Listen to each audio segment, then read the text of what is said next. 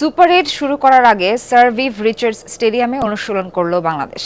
ফ্লাডলাইটের আলোয় batting bowling না, সুযোগ ছিল শুধু ফিল্ডিং অনুশীলনের।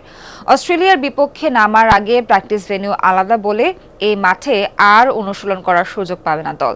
অ্যান্টিগা থেকে তাহমিদ আহমেদের রিপোর্টে বিস্তারিত।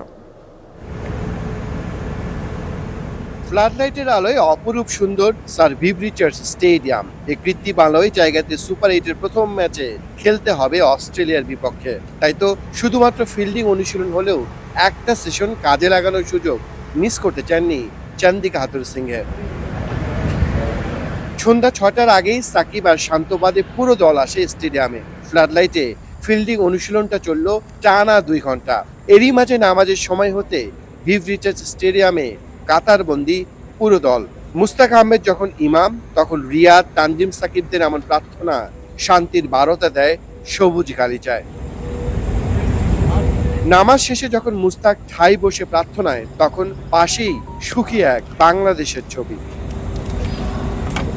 অস্ট্রেলিয়ার বিপক্ষে সুপার ৮-এর ম্যাচের আগে এই ভিভ রিচার্ডস স্টেডিয়ামে আর অনুশীলনের সুযোগ পাবে না বাংলাদেশ। যদিও এদিন ব্যাটিং বা বোলিং অনুশীলনটা করা হয়নি, শুধু ফিল্ডিং অনুশীলন করা হয়েছে। চন্দিকা হাথুরু সিং এসে উইকেট দেখতে গিয়েছিলেন, কিন্তু উইকেট সাদা কাভারে ঢেকে রাখা হয়েছে। তাই ম্যাচের আগে উইকেটটাও দেখার সুযোগ হচ্ছে না বাংলাদেশের।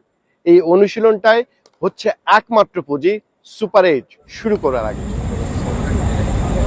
ম্যাচের আগের দিন টাইগাররা অনুশীলন করবে কুলিস গ্রাউন্ডে, আর বৃষ্টির কারণে বিখ্যাত রিক্রিয়েশন গ্রাউন্ডে ভেসে যায় সকালের সাকিবদের skill training. Jamuna sports, Antigua, West Indies.